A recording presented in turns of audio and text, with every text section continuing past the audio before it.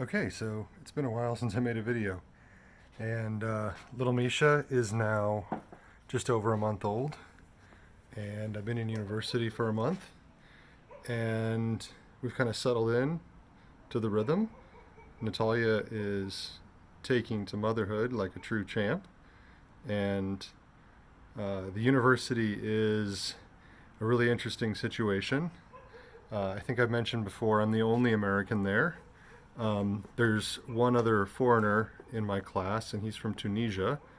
Um, Neither of us, well, the Tunisian guy, Mohammed, he speaks some Ukrainian. He went through like a 6 month long course in Ukrainian at university before they started, but I still speak very, very little. I'm getting by with what I understand in Russian, and I try to figure out what they're talking about every day, like Avogadro's law or whatever in chemistry, and then I come home and watch YouTube videos about it because the last time I studied chemistry was like 1994, so it's been a while.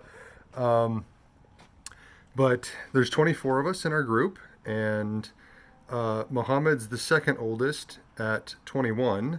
Everybody else is like 17 or 18, and then there's me at 42.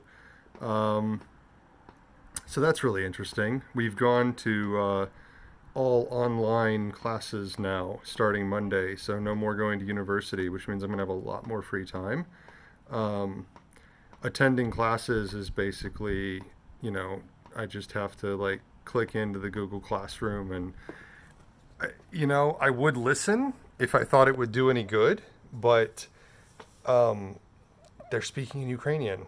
And like I can understand, Ukrainian if you're talking about like pretty simple stuff, just like buying stuff at the store or, talking about coming over to people's houses and stuff. But when you start talking about really technical topics, I'm pretty much lost. And listening to the lectures doesn't do me a whole lot of good. Plus, these instructors don't really know how to use Google Classrooms that well.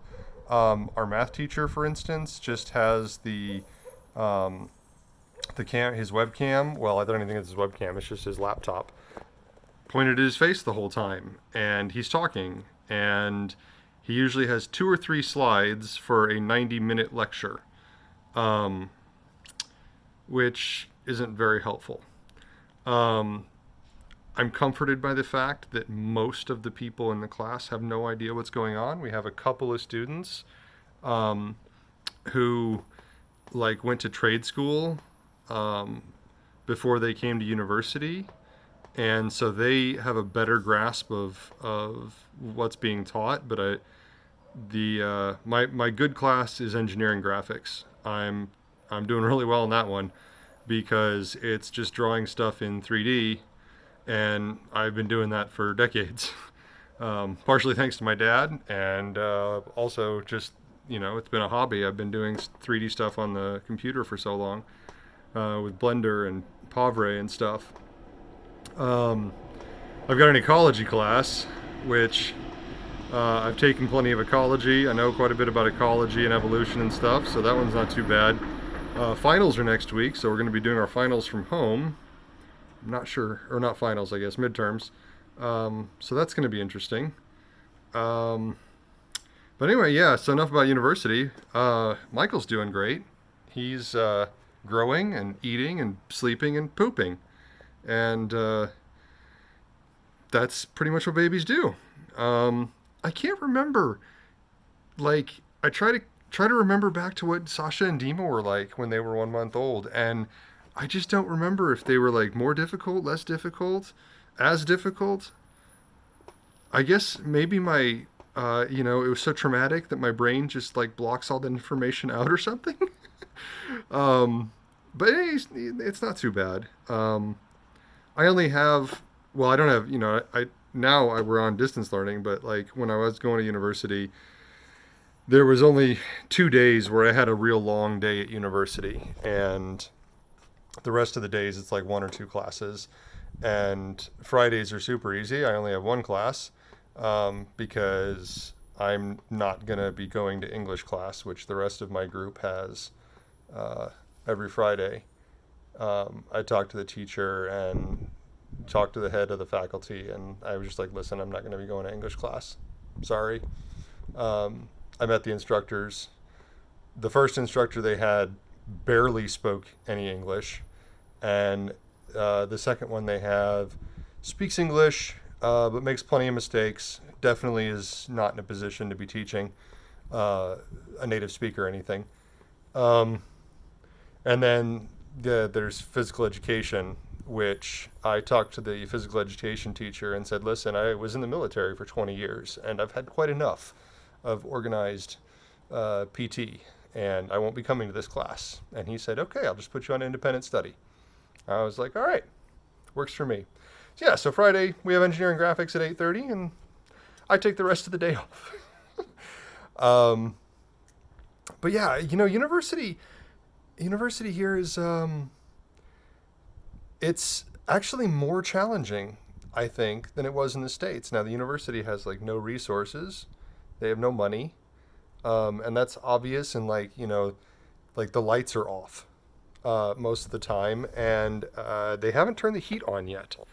So I don't know if that's like a city thing. Like sometimes some Ukrainian cities, like the heat comes on, comes from like a central heat plant, and so they don't have, nobody has control over when they turn the heat on. We have our own heating system in our home, so our heat is already on. It's pretty cool out, but um, yeah, it's there's virtually no electronics. I have seen a projector in one classroom. One classroom has a projector, and one of the teachers has a projector that they sometimes bring with them, and they hook it up to a laptop. That laptop has got to be at least 15 years old. It's still running Windows Me, it's the Millennium Edition. So I was just, but they get by. There's no textbooks. There's a lot of supplies that we have to buy. We have to make copies a lot, and stuff like that. But there's no textbooks because nobody could afford them even if they had them. Well, I take that back. They do have textbooks, but like the students don't have to buy them. The teachers have like 20 copies of the textbook, and we all just use it while we're in that class. And then if we want to see it outside of class, we either have to track that teacher down or go to the library and look. Which is, it's reasonable. The textbooks would be worthless to me anyway. I just come home and look up everything on YouTube or Wikipedia and try to keep up that way. But yeah, so we're doing well, and making friends and meeting people, and Misha's growing and healthy, and yeah, doctor's doing really well. Doctor's there he is. He is on a new diet. We have started feeding him in a more Ukrainian way. Dog food is pretty expensive here. Like, I mean, we spend.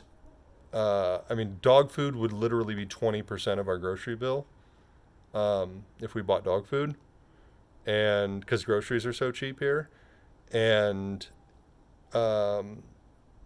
it's dog food's about the same price it is in the States. And I didn't really notice it when I was in the States, but money's a little bit tighter here. So what we do is we just buy the cutoffs from the butcher, and for less than $1, I got about a kilo of little pieces of meat with actually little pieces of bone with meat attached to them. I just give him 2 of those every day, and then we give him we made some beef broth and cooked buckwheat, carrots, and potatoes in it, and we give him that once a day, and he loves it. He's been really healthy, and his teeth look great because he's chewing on bones all the time, so his teeth are like perfectly white, and he's not, he's keeping within weight standards, and I'm trying to keep myself in weight standards, which is hard because I've been making a lot of bread. I love making bread when it's cold out, but anyway. My next quest is to find myself a workshop where I can work, because I haven't been able to do a whole lot of work Um, because it's rainy out all the time. I haven't been able to get a lot of woodworking done because right now I just work on the street or like in the yard outside, and it's raining like all the time. And even when it's not raining, it's still wet. So I need to find someplace indoors where I can work. But anyway, that's all the news that's fit to print. So be good to each other and do something nice for somebody. Take care of yourself.